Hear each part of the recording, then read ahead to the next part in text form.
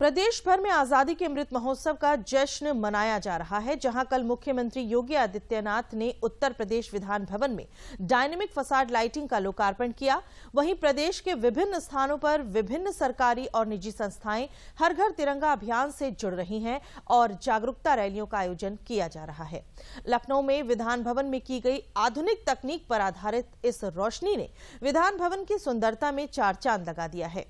मुख्यमंत्री ने कहा कि हम प्रधानमंत्री नरेंद्र मोदी के आभारी हैं, जिनके मार्गदर्शन में देश पूरी भव्यता, उत्साह और उमंग के साथ अमृत महोत्सव का आयोजन कर रहा है।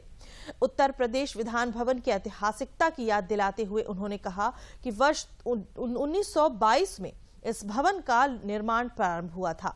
उन्होंने आगे कहा कि 1937 में विधानसभा की कार्यवाही यहां प्रारंभ हुई थी। तब इसी भवन में हमारे स्वतंत्रता सेनानियों ने आजाद भारत के सपने बुने थे।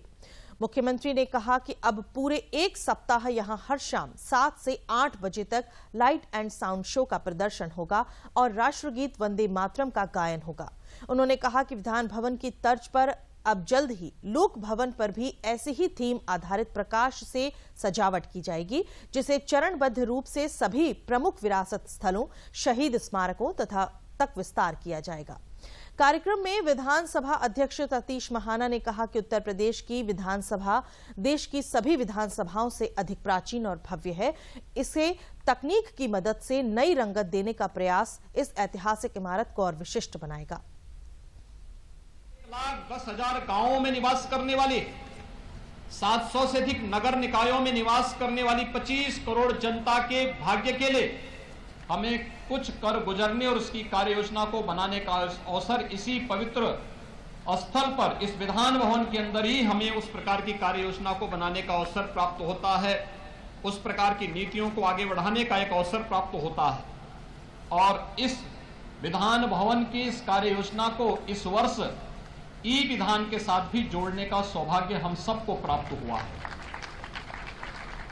विधान भवन के इस कार्यक्रम में इस बार ई विधान को आगे बढ़ाने के लिए लोकसभा के माननीय अध्यक्ष ओम बिरला जी स्वयं पधारे थे और आजादी के अमृत महोत्सव ज्वाइंट सेशन को संबोधित करने के लिए भारत के महामहिम राष्ट्रपति जी का मार्गदर्शन उत्तर प्रदेश विधानसभा और विधान परिषद के सभी माननीय सदस्यों को प्राप्त हुआ था।